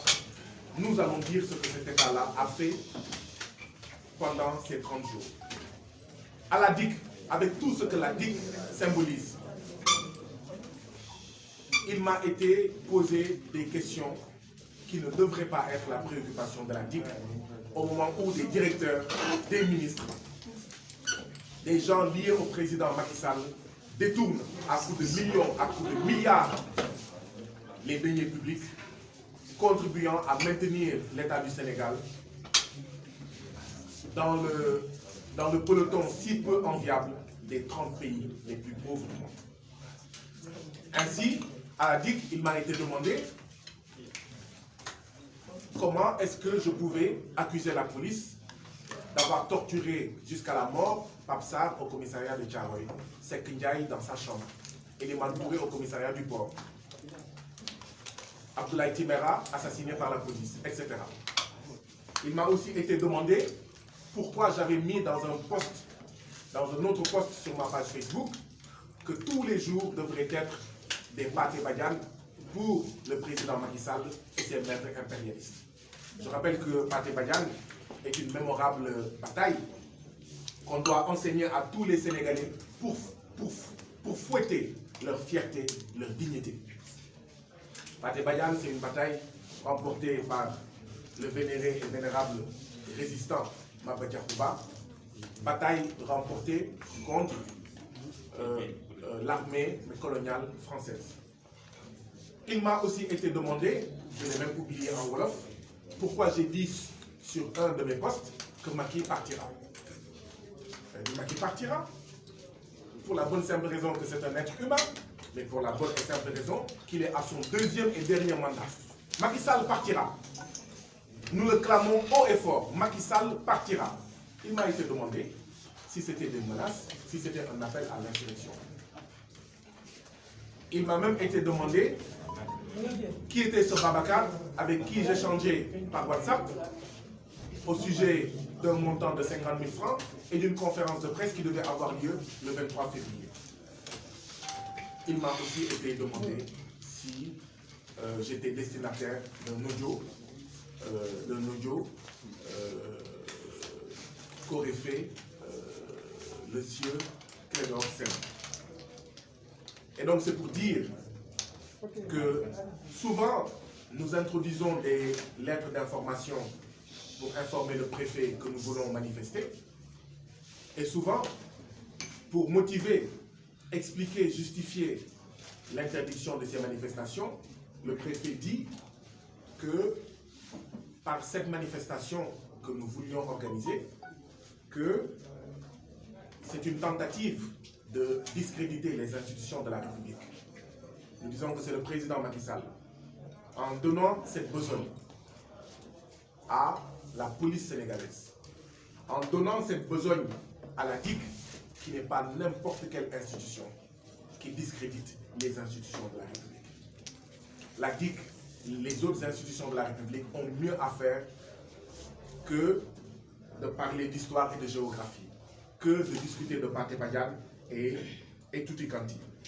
Et donc cela montre tout simplement que nous avons une justice néocoloniale. Je rappelle que j'en suis à mon 3e mandat de dépôt en moins de 3 ans, à ma 3e liberté provisoire en moins de 3 ans. Et que rien que cela discrédite ceux-là de nos concitoyens qui affirment que nous devrions avoir confiance en notre justice. Une justice qui, pour des peccadilles, qui, pour des vétilles, décerne des mandats de dépôt, décerne des libertés provisoires, cette justice-là, nous ne pouvons avoir aucune confiance en elle. C'est pourquoi nous avons toujours soutenu et nous continuons à soutenir la lutte juste et légitime de l'Union des magistrats sénégalais pour une justice indépendante. Mais cela montre également que l'État du Sénégal lit nos messages et nous met sous écoute, sur écoute. Je dis et répète que je suis un citoyen sénégalais, et pour ma propre sécurité, mais aussi pour la sécurité du peuple sénégalais, oui, l'État peut me mettre sur écoute en respectant les règles, en prenant une réquisition, mais pas pour protéger l'impérialisme, pas pour pérenniser le néocolonialisme au Sénégal, pas pour mobiliser en fait les moyens de l'État afin de sauvegarder les intérêts de la bourgeoisie bureaucratique sénégalaise. Et donc, oui, le président Macky Sall devrait être plus préoccupé d'écouter les Sénégalais que de les mettre sur écoute. Si nous voulons sortir le Sénégal et l'Afrique de la pauvreté, du sous-développement, il faut que nos dirigeants soient à l'écoute de leur peuple et non de passer tout leur temps, d'utiliser tous les moyens pour les mettre sur écoute. Et donc nous dénonçons énergiquement cette tentative de décapiter une organisation comme le FRAPP. Je le rappelle, qui a eu au moins une dizaine d'emprisonnements. Nous dénonçons cette tentative de décapiter toutes les organisations résistantes, patriotiques, que ce soit le FDS, que ce soit Y'en a marre, que ce soit PASTEF, ainsi que d'autres organisations. Nous dénonçons cette tentative de décapiter ces organisations sous le prétexte, enfin pour la bonne et simple raison que ces organisations se battent pour un autre Sénégal dans une autre Afrique et un autre Sénégal dans une autre Afrique. Nous voulons également profiter de l'occasion qui nous est offerte pour dire que cette affaire qui est présentée comme une affaire privée n'est ni une affaire privée, ni une affaire nationale, mais une affaire géostratégique. Ce dont il est question, c'est que pour la première fois au Sénégal, pour la première fois dans un pays anciennement colonisé par la France, il y a un candidat qui a battu campagne sur des thèmes anti-impérialistes, sur des thèmes panafricains, sur des thèmes d'émancipation et de libération du Sénégal et de l'Afrique, en disant non aux francs CFA, non aux accords de partenariat économique, non aux accords léonins avec le FMI et la Banque mondiale, avec l'Union européenne et d'autres institutions de ce genre comme l'OMC. C'est la première fois au Sénégal et dans un pays anciennement colonisé par la France, en Afrique, qu'un candidat ayant battu campagne sur ces thématiques récolte 16% des voix. Et c'est cela le danger. Et c'est cela l'enjeu. C'est cela le défi. C'est cela le débat. Tout autre débat est une tentative dont le seul objectif est d'abrutir les citoyens que nous sommes. Toute autre tentative ne vise qu'une seule chose, à détourner l'attention sur l'essentiel, sur le principal, sur la contradiction principale, qui est que ce candidat-là, cet homme politique-là, doit être liquidé, comme Karim Wade l'a été, comme Khalifa Sall l'a été. C'est une entreprise de liquidation d'un homme politique qui symbolise en fait la sortie de l'impérialisme, d'un homme politique qui cherche en fait de manière très claire à contribuer avec d'autres à un Sénégal souverain dans une Afrique souveraine et unie. Voilà pourquoi, de la même manière que nous avions dénoncé,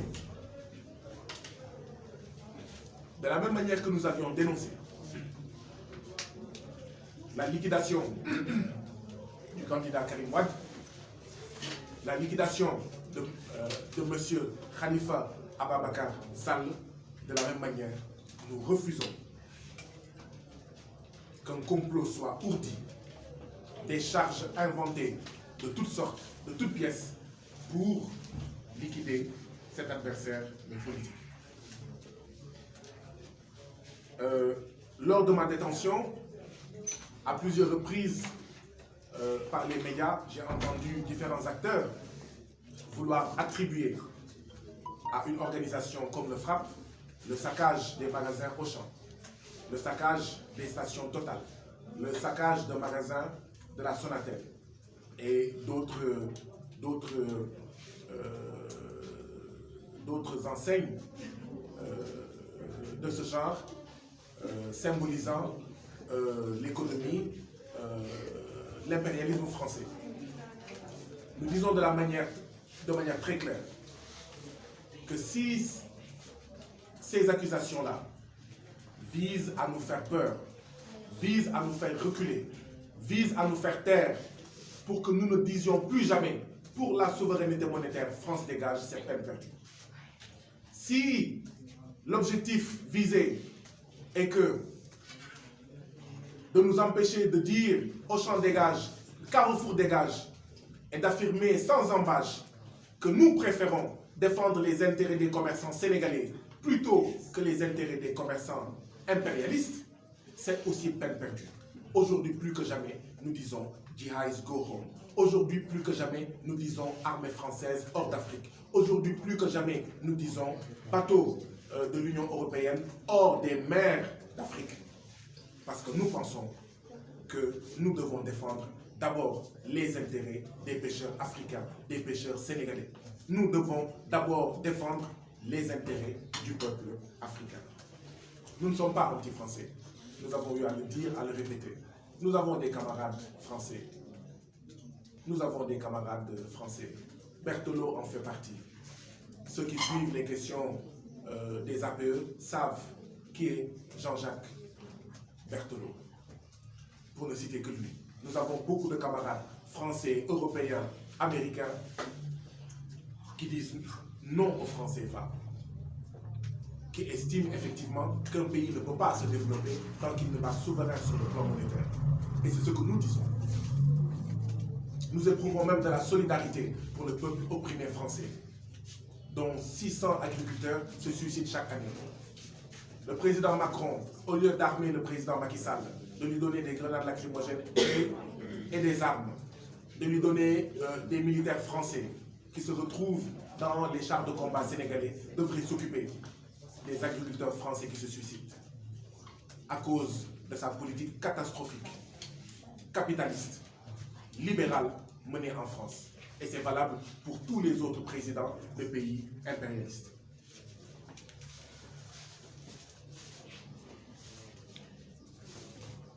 Comment ne pas être frustré quand les moyens des Sénégalais, l'armée sénégalaise, la police sénégalaise est utilisée pour sécuriser Auchan, Total, et non sécuriser les marchés sénégalais qui depuis des années brûlent un à un. Vous ne restez pas un mois sans qu'un marché sénégalais ne brûle. Avez-vous déjà entendu la police mobilisée, les chars de combat mobilisés, les gendarmes mobilisés pour sécuriser nos marchés? Avez-vous déjà entendu ces moyens mobilisés pour sécuriser les terres des paysans, sécuriser les forages des paysans, les biens des Sénégalais, pour sécuriser les mers du peuple sénégalais, des pêcheurs en fait sénégalais? Et donc oui, c'est la preuve, s'il en était encore besoin, que nous avons un État néocolonial, plus soucieux de défendre les intérêts de l'impérialisme et de ses suppôts locaux, avec à sa tête au Sénégal le président Macky Sall, à sa tête en Côte d'Ivoire le président Ouattara, Patrice Talon au Bénin, etc., plutôt que de défendre les intérêts du peuple sénégalais. Et donc oui, le FRAPP est heureux de constituer une cible à cause de son anti-impérialisme. Mais nous ne nous laisserons pas faire. Nous n'accepterons pas que des accusations, les unes plus saugrenues que les autres, d'accord, soient en fait, mais proférées à notre endroit uniquement pour décapiter et liquider des résistants, des patriotes, des révolutionnaires panafricains. L'enjeu, en fait, ce qui se trame au Sénégal et ailleurs, c'est que si le peuple continue à se mobiliser et à se battre, si Dieu prête longue vie à des gens comme Babacar Diop, Modou Diouf, Aliou Sané, etc., l'enjeu c'est que nous sommes en train de passer de bons élèves du FMI et de la Banque mondiale à bons élèves du panafricanisme et de l'anti-impérialisme. C'est ça qui fait peur au président Macky Sall et à ses maîtres impérialistes. Le passage du Sénégal, un passage quasi inexorable, de bons élèves du FMI et de la Banque mondiale, bons élèves de Macron, bons élèves de l'Union européenne, à un Sénégal, bon élève de l'anti-impérialisme, bon élève du souverainisme, bon élève du monde sérieux, du défense sérieux et du bokk sérieux. Et donc, voilà la raison pour laquelle le président Macky Sall a mobilisé des nervis, police, gendarmerie, armée, et son tonton français Macron pour faire face à la mobilisation du peuple sénégalais. C'est l'occasion de dire que tous ceux qui avaient l'habitude de dire que ce peuple sénégalais n'en vaut pas la peine, ne vaut pas la peine de se battre, qu'ils doivent des autocritiques à ce peuple sénégalais. Tous ceux-là qui disaient, comme le président Macky Sall a été réélu en 2019, tout ce qui arrive au peuple sénégalais, il l'aura bien cherché, doivent des autocritiques à ce peuple sénégalais. Le peuple sénégalais n'a jamais eu tort, parce que comme nous avons l'habitude de le répéter, les peuples sont comme le sol. Il vous rend ce que vous y avez semé. Les peuples ne mentent pas. Vous y semez de l'arachide, il vous rend de l'arachide. Mais vous y semez du carriérisme politique, de l'affairisme politique, de la trahison politique, du vampirisme, du patio national, du tom-tom national,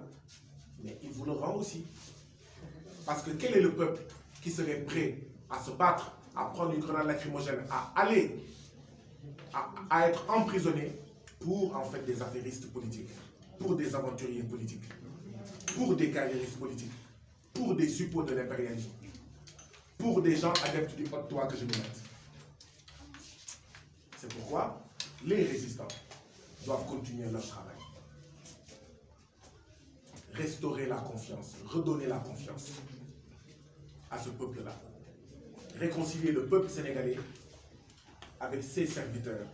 membres de partis politiques, membres de mouvements citoyens, de syndicats, de religieux, patriotes.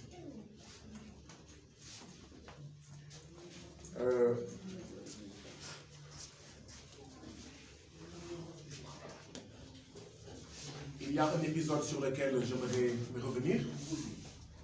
parce qu'il a été question en fait d'une grève de la faim que j'ai observée au niveau du Cap Manuel, et beaucoup de choses, certaines qui sont des contre-vérités, ont été dites à propos de cette grève, et il est important de rétablir la vérité.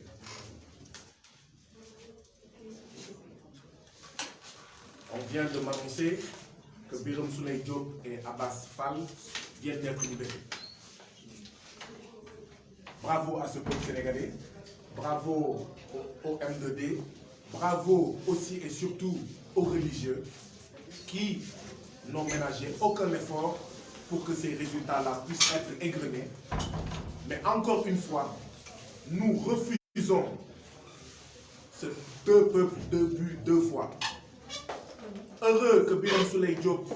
ainsi que Abbas Fall, comme Hassan Diouf, Clédor Sène et moi-même soient libérés. Mais malheureux et triste, parce que toujours dans le deux poids deux mesures néocolonial, que ceux qui ont été arrêtés en premier, les 8 et 9 février dernier, soient toujours en prison. S'il y a des gens qui auraient dû d'abord sortir de prison, parce que détenus politiques, c'est ceux qui ont été arrêtés les 8 et 9 février. Donc nous dénonçons cette tentative de division dans nos rangs. Nous dénonçons cette tentative de nous diviser avec les parents des détenus politiques arrêtés en premier et toujours en prison. Cette tentative ne passera pas. Et c'est pourquoi nous disons au président Macky Sall de libérer aujourd'hui et demain tous les autres détenus politiques de Ziguinchor, de Diourbel et de Dakar. Quand je suis entré au Cap Manuel, j'ai trouvé une situation carcérale caractérisée par le fait que l'unité du téléphone, c'est-à-dire les 60 secondes, était vendue aux détenus à 100 francs, ce qui est tout simplement scandaleux. Les marchandises de la boutique du Cap Manuel étaient surfacturées. On y ajoutait au moins 100, 200, 300, parfois 400 francs. Une feuille blanche était vendue à 50 francs. Une omelette avec un seul œuf dans un pain qui ne coûterait pas 50 francs était vendu à 400 francs. Un pack d'eau de 6 bouteilles d'1 litre était vendu à 3000 francs. J'ai demandé à la directrice de la prison du Cap Manuel de réduire le prix du téléphone, de réduire les marchandises de la boutique, mais également d'arrêter les fouilles qui, pour moi, sont des traitements inhumains et dégradants à l'entrée de la prison, où vous êtes totalement dénudés et vos affaires sont volées. Vous y entrez avec une ceinture,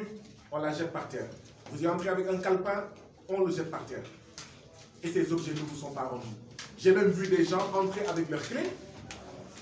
clés jetées, lancées. Ils ont dit, mais c'est la clé de ma chambre. Ça a été lancé, ça a été jeté. La chambre 1 dont j'étais membre, qui devrait occuper maximum une 50aine de détenus, jusqu'au moment où j'en sortais, pouvait accueillir 150 personnes, accueillir 150 personnes. Et quand j'en suis sorti, elle a accueilli par moment près de 200 personnes. Nous pensons que c'est tout simplement scandaleux parce que les détenus ont des droits. Et c'est pourquoi, avant de faire la grève de la faim, j'ai adressé une correspondance à la directrice de la prison pour lui dire, Madame la directrice, ces prix sont inacceptables.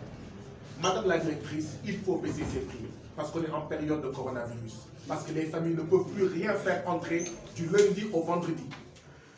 Parce que les familles sont impactées par le coronavirus. Parce que la majorité des détenus sont issus des couches populaires. Donc baissez les prix. Voyez ce que vous pouvez faire pour les chambres 1, 2 et 3 du Cap Manuel qui sont surpeuplées. Voyez également ce que vous pouvez faire pour éviter la fouille intégrale consistant à dénuder totalement le prisonnier. La directrice de la prison m'a dit que ce n'est pas parce que j'étais venu en prison et que je posais des revendications que ces revendications-là allaient être satisfaites. Qu'aucune de ces revendications n'allait être satisfaite. Au terme même de notre conversation dans son bureau, au moment de sortir, je l'ai oublié en wolof, elle m'a lancé un va te faire foutre. Mais j'ai compris pourquoi elle me disait va te faire foutre. Parce que l'argent de la boutique entrait dans sa poche. L'argent du téléphone entrait dans sa poche. Et donc, exiger la baisse des prix revenait à s'attaquer à ses intérêts. Pire, même les agents pénitentiaires achetaient au même tarif que les détenus dans cette boutique. C'est vous dire ce qui s'est passé dans cette prison. Donc elle m'a dit va te faire foutre. Nous avons démarré une grève. Elle a été entamée par 3 détenus. Après 57 heures, le directeur de l'administration pénitentiaire est venu à la prison, m'a demandé d'arrêter. Je le remercie, salue sa posture et le félicite au passage, le colonel Bokandé, directeur de l'administration pénitentiaire, qui m'a à la limite supplié d'arrêter la grève de la faim. Je lui ai dit, cette grève de la faim est une grève de principe. Le sort fait à ces détenus est inacceptable. Et dans notre militantisme, il y a une part de militantisme carcéral. Nous sommes opposés au traitement inhumain des détenus. Et le directeur de l'administration pénitentiaire a pris des mesures pour que les tarifs du téléphone passent de 100 francs l'unité à 60 francs l'unité. a pris des mesures pour que les marchandises de la boutique de la prison du Cap-Manuel soient vendues au même tarif qu'à l'extérieur des prisons. C'est pour dire qu'encore une fois, s'il en était encore besoin, que seule la lutte libère. Nos doyens du RND, le parti édifié, créé par notre valeureux aîné, Papa Cheikh Anta Diop, a l'habitude de dire « Kuy bëree daan », seule la lutte libère. Kuy bëree daan. Quand on ne lutte pas, on ne gagne pas, on ne vainc pas. Seuls ceux qui se battent gagnent. Nous nous sommes battus en prison et nous avons gagné en prison. C'est pourquoi il faut continuer à se battre. Le peuple sénégalais doit continuer à se battre. Nous devons continuer à nous battre. Parce que quand on gagne, on peut gagner. Quand on se bat, on peut gagner. Quand on ne se bat pas, on a déjà perdu. Voilà ce qui s'est passé au Cap Manuel. Je n'ai absolument rien demandé pour moi-même. Je n'ai absolument rien exigé. J'en profite pour dire que le sort des agents pénitentiaires est aussi scandaleux. Des agents pénitentiaires payés 70 000, 80 000, 100 000 francs. Et on leur demande de surveiller, de prendre soin, d'assurer une partie du service public de la justice. Parce que c'est cela qu'on leur demande. D'assurer une partie du service public de la justice en prison avec des salaires de 70 000 francs. C'est tout simplement scandaleux. Pendant que notre classe politique se shoot avec des milliards au Conseil économique, social et environnemental, se shoot avec les deniers publics, d'accord, dans des institutions aussi inutiles que budgétivores, dans le Haut Conseil des collectivités territoriales, ou bien dans la Commission nationale du dialogue des territoires. C'est tout simplement inacceptable que pendant ce moment-là, où le président Macky Sall s'accorde plus de 8 milliards de fonds politiques par an, que nos agents pénitentiaires soient payés 70 000, 100 000. C'est scandaleux. Et donc nous plaidons pour eux comme nous l'avons toujours fait. Ceux qui nous connaissent savent que ce n'est pas inédit de dire que c'est scandaleux que dans ce pays-là, qu'il y ait un policier pour plus de 5 000 habitants, alors que la norme c'est un policier pour 1 000 habitants. Ce n'est pas inédit que nous disions que dans ce pays-là, le Sénégal, il y a un gendarme pour plus de 4 000 habitants, alors que la norme c'est un gendarme pour 1 000 habitants. Et donc c'est une surcharge de travail. Des gendarmes, des policiers, des agents pénitentiaires qui se battent, qui font du mieux qu'ils peuvent pendant que nous dormons, dans le dénuement le plus complet, avec des salaires misérables. Oui, la gendarmerie travaille dans le dénuement, la police travaille dans le dénuement, mais c'est pire pour l'administration pénitentiaire. C'est pire pour l'administration pénitentiaire. Et c'est scandaleux. Et donc, il faut qu'on revoie le statut des agents pénitentiaires, il faut qu'on revalorise leur salaire, il faut qu'on dote de moyens suffisants les différentes prisons pour qu'elles soient effectivement des maisons d'arrêt et de correction et non des maisons d'esclaves. Pour que les directeurs, dont certains font un excellent travail, comme celui que j'ai eu à rencontrer à Sébikotane, soient encouragés. Pour que le directeur de l'administration pénitentiaire, ainsi que tous les autres agents pénitentiaires, dignes, intègres, honnêtes, pour qui nous avons énormément de respect,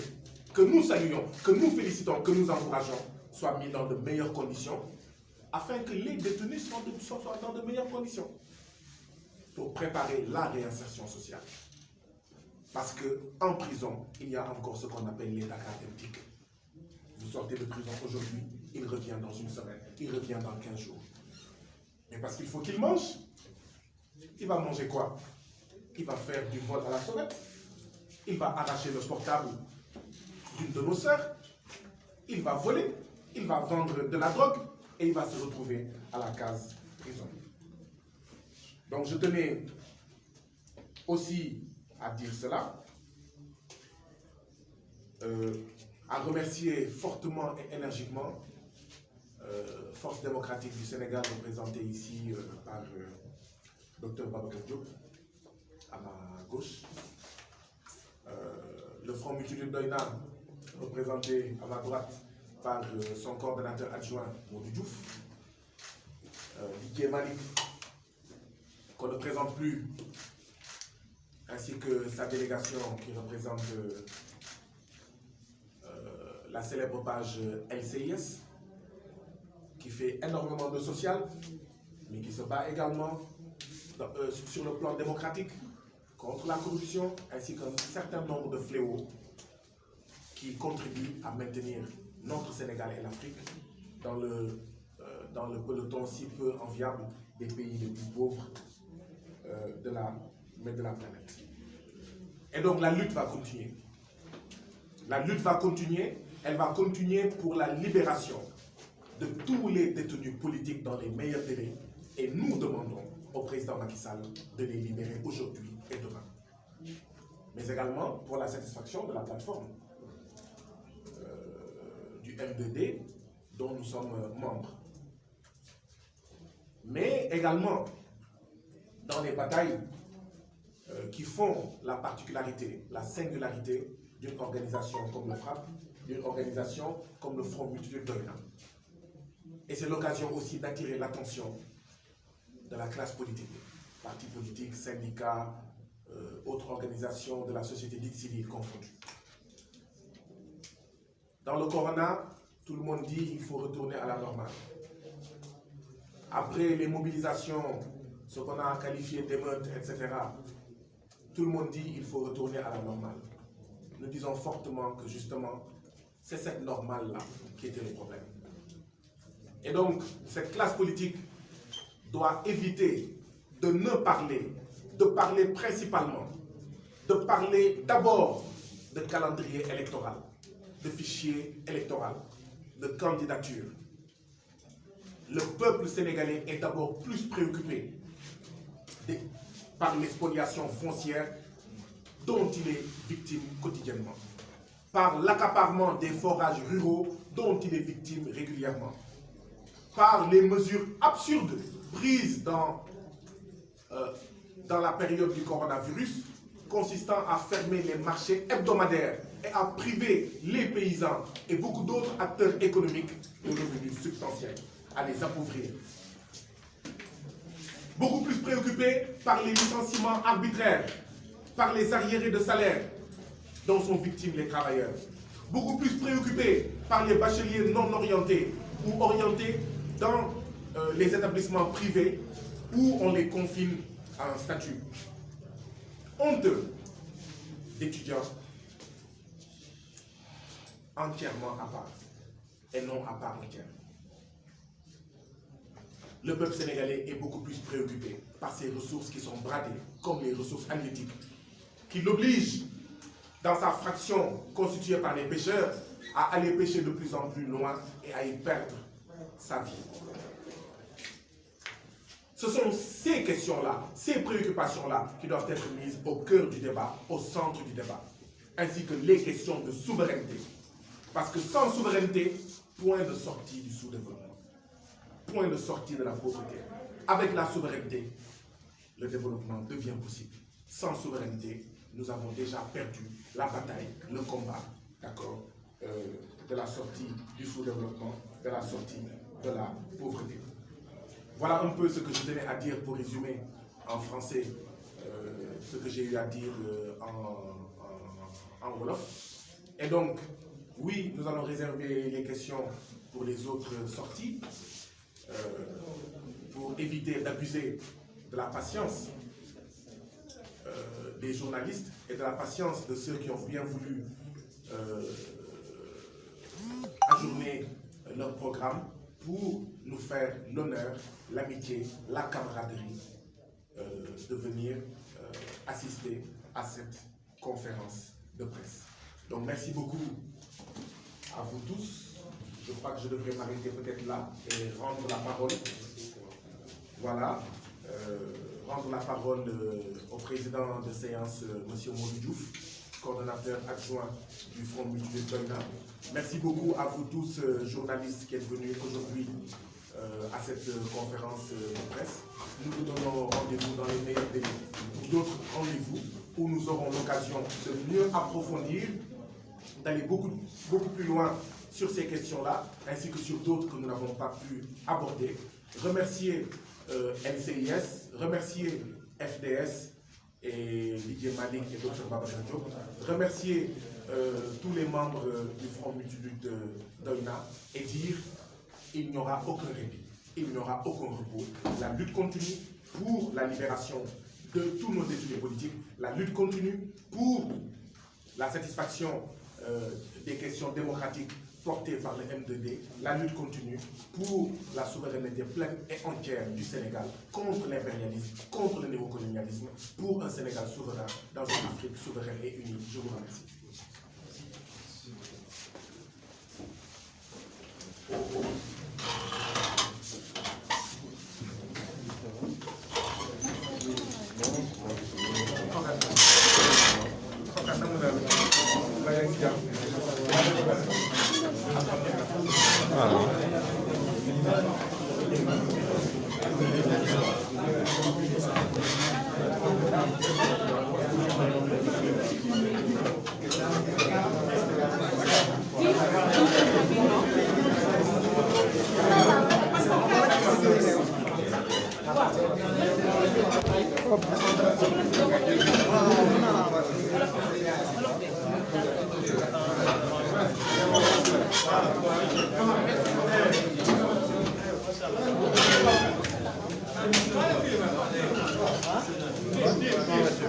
Ah, ok, ouais.